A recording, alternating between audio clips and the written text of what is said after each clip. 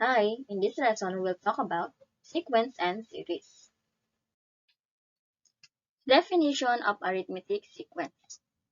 It is a sequence where the preceding terms are obtained by adding constant value, either positive or negative, to the previous terms.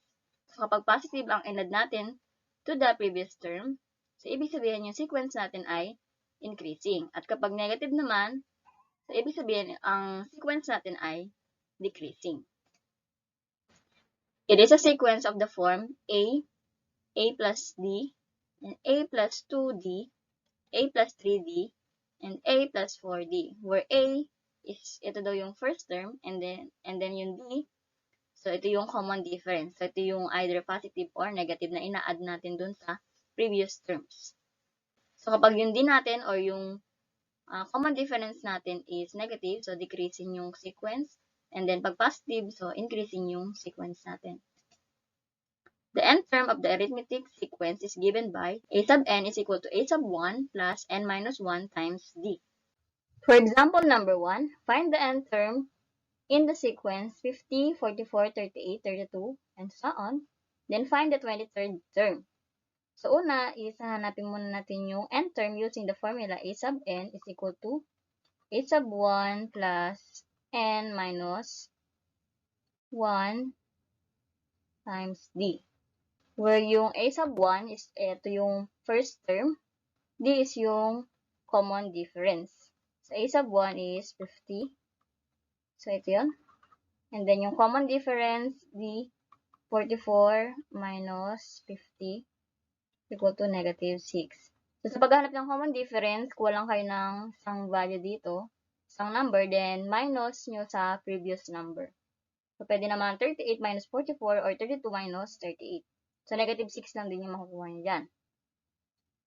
So, direct sub na natin, a sub n is equal to a sub 1 which is 50 plus n minus 1 times common difference, negative 6. A sub n is equal to 50. Distribute lang natin yung negative 6 sa n minus 1, so magiging negative 6n plus 6. Kaya ang a sub n natin is magiging 50 plus 6 is 56 minus 6n. And yung hinahanap natin na term, which is 23, or 23rd na term, so n is 23. So a sub n, which is 23, is equal to 56 minus 6 times 23. Maging a sub 23 is equal to 56 minus 138. So a sub 23 is negative 82. So, imbes na kung mag-compute kayo isa-isa para mahanap yung pang 23rd na term, so ito na lang yung gamitin nyo para hindi na kayo magmano-mano hanapin yung 23rd na term sa sequence na to. For example number 2, one of the term of the arithmetic sequence is a sub 13 is equal to 78. The common difference is 3. Write a rule for the nth term. Let us first find the a sub 1 or yung first term. So, using the formula, a sub n is equal to a sub 1 plus n minus 1 times d. So, meron tayong a sub n which is itong a sub 13 which is 78. So, a sub 13, a sub 1 plus yung n natin is 13 minus 1. Yung common difference natin na sinabi is 3. So, times 3. So, a sub 13 natin, 78, is equal to a sub 1 plus, so 13 minus 1 is 12, and 12 times 3 is 36. So, lipat lang natin yung 36 sa kabilang side. A sub 1 is equal to 78 minus 36. So, a sub 1 is equal to 42. So, next is yung rule for the nth term. So, a sub 1 ulit is equal to a sub 1 which is 42 plus n minus 1 times d. So, a sub n is equal to 42 plus n minus 1. So, meron tayong d which is 3. So, plus 3n. Distribute lang natin yan. minus 3. So, a sub n is equal to 42 minus 3 is 39 plus 3n. So, ito na yung ating final answer. Yung rule for the nth term.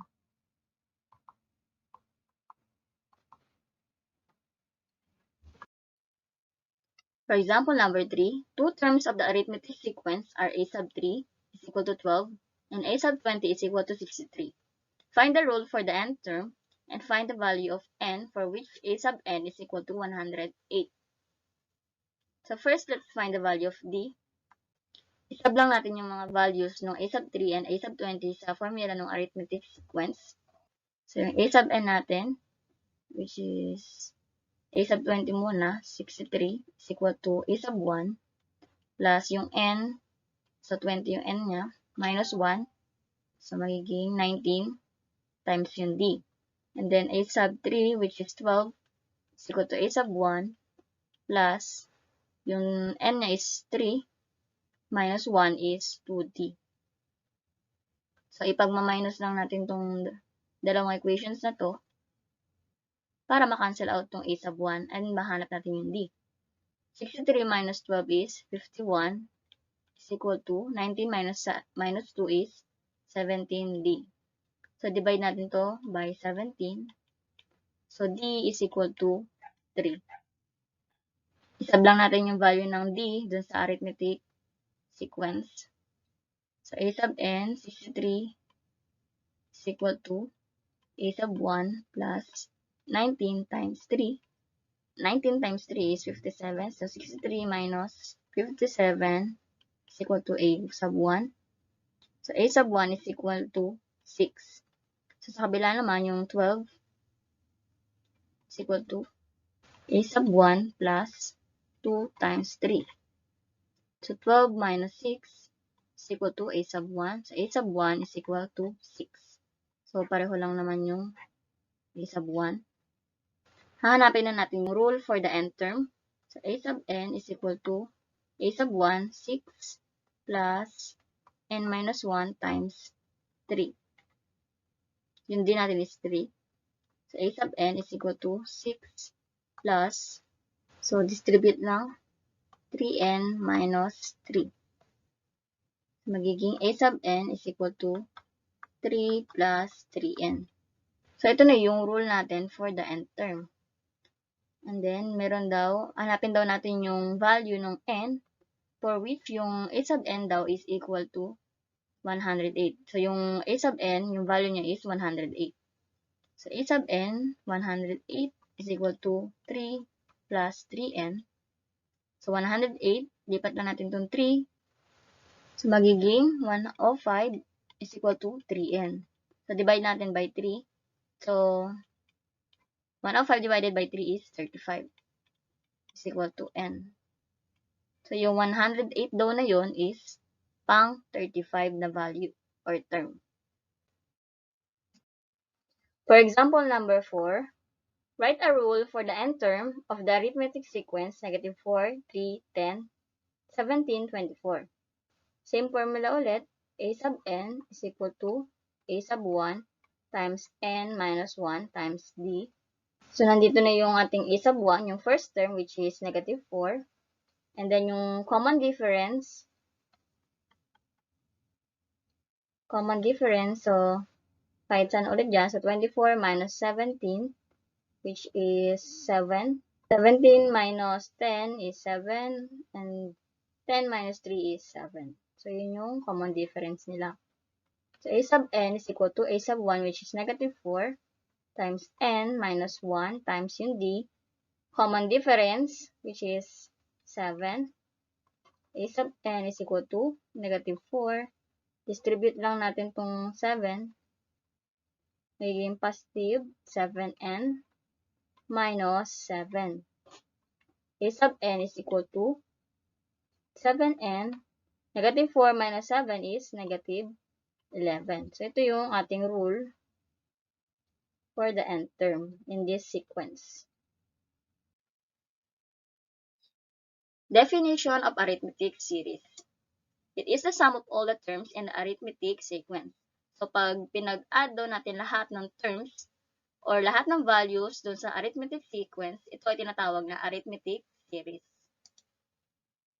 The sum of the n terms is given by s sub n is equal to n over 2 times a sub 1 plus a sub n. So, yung n, ito yung total number of values or terms na isa-sum or i-add up. And then, a sub 1, ito yung unang term. And then, a sub n, ito yung last term. For example, number 4, find the sum of an arithmetic series with a sub 1 is equal to 25 and a sub 32 is 56. So, ito yung mga given natin. A sub 1, 25. And then, yung pang 32nd na term is 56. Using the formula a sub n or s sub n is equal to n over 2 times a sub 1 plus a sub n. So, yung n natin is itong 32. 32 over 2 times yung first term, a sub 1, which is 25, plus a sub n, which is 56. 32 over 2 is 16 times 25 plus 56 is 81. So, calculate lang natin. Yung sum from 25 to 56 is 16 times 81 is 1296.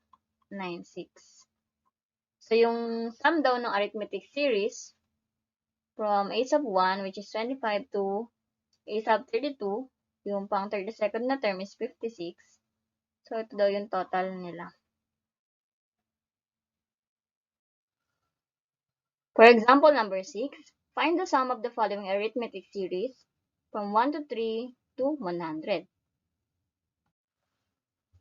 So, dito meron tayong 100 values from 1 to 100. Total of 100 values. So, ito yung first value. Ito yung pang 100 na value. So, ito rin yung magiging n natin. Using the formula, s sub n is equal to n over 2 times a sub 1 plus a sub n. S sub n is equal to, yung n natin is 100 over 2. And yung first term natin, which is 1, plus a sub n, so 100. S sub n is equal to 100 over 2, which is 50 times 1,000 or 101. So, yung total sum from 1 to 100 is 5,050.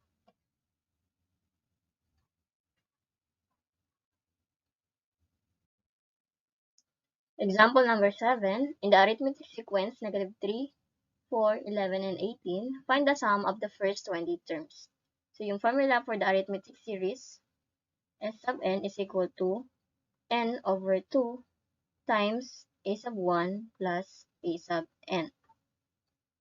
Yung n natin, kung ilang terms daw, so 20, first 20 terms. Yung common difference natin, common difference, d. So, 4 minus negative 3 is 4 plus 3. So, magiging 7 yun. So, 11 minus 4 is 7. And 18 minus 11 is 7. Given na yung a sub 1 dito, which is negative 3. Hahanapin natin yung pang 20th na value. So, a sub 1, which is negative 3, plus n minus 1. So, n is 20 minus 1 times d, which is 7. So, a sub 20 is equal to negative 3 plus 19d. Or times 7 yun. So, times 7. A sub 20 natin is equal to 130. So, may value na tayo ng a sub n, which is 130. So, direct substitute na lang dito sa ating formula. S sub n is equal to 20 over 2 times a sub 1, which is negative 3, plus 130 Sn is equal to 10 times 130 minus 3 is 127. So, S sub n is 1 to 70. So, ito yung sum ng 20 terms ng arithmetic sequence na to.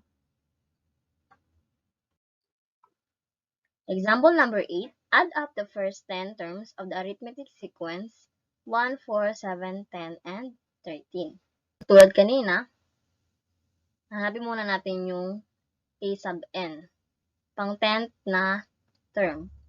So, yung a sub 10 is equal to a sub 1, which is 1, plus n minus 1 is 10 minus 1 times, yung common difference, 4 minus 1 is 3.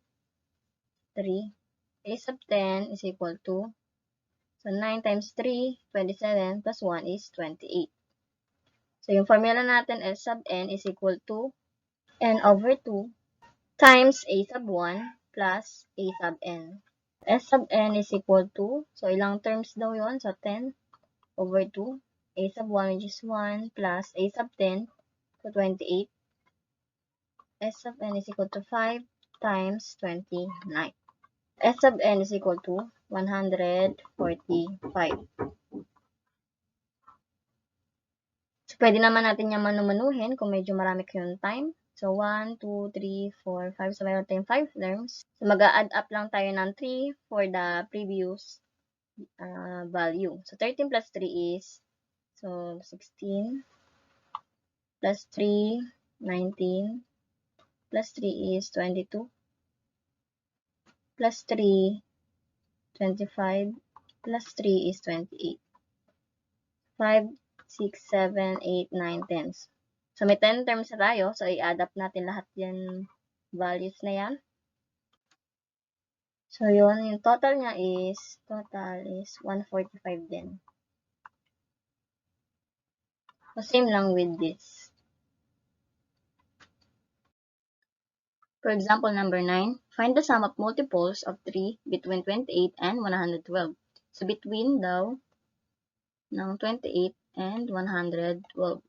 Yung mga multiples of 3, yung mga values sa pagitan ng 28 and 112. So, yung formula ng arithmetic series, S sub n is equal to n over 2 over a sub 1 plus a sub n. So, alamin muna natin yung a sub 1 and a sub n. So, yung a sub 1, so yung 28. So, 28 ba ay divisible by 3? So, 9.3. So, may decimal. So, hindi siya multiple ng 3. So, next, higher value tayo. So, 29. 29 divided by 3 is 9.67. So, hindi rin siya multiple of 3. Dahil may decimal siya, hindi siya whole number. So, sunod is 30. 30 divided by 3 is 10. So, whole number kapag dinivide natin yung 30 by 3. So, yung a sub 1 natin is 30. So, next naman is yung a sub n. So, 112. So, 112 divided by 3 is 37.33. So, hindi rin siya multiple of 3 dahil hindi siya whole number. So, next, below 112 is 111 divided by 3 is 37. So, whole number na yung quotient niya kapag dinivide by 3. So, 37 yun, whole number. So, 111, ito yung a sub n natin. So, hindi pa natin alam kung pang ilang value siya. So, hanapin natin yan using the arithmetic sequence formula. A sub n is equal to a sub 1 plus n minus 1 times d.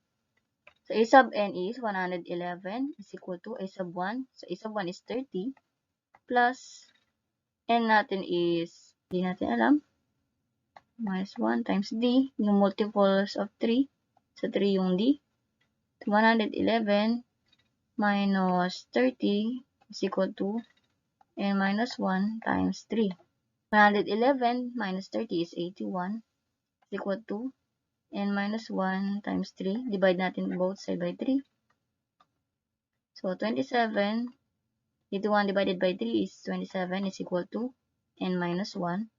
Lipat natin itong negative 1 sa kabilang side, so magiging 28 is equal to n.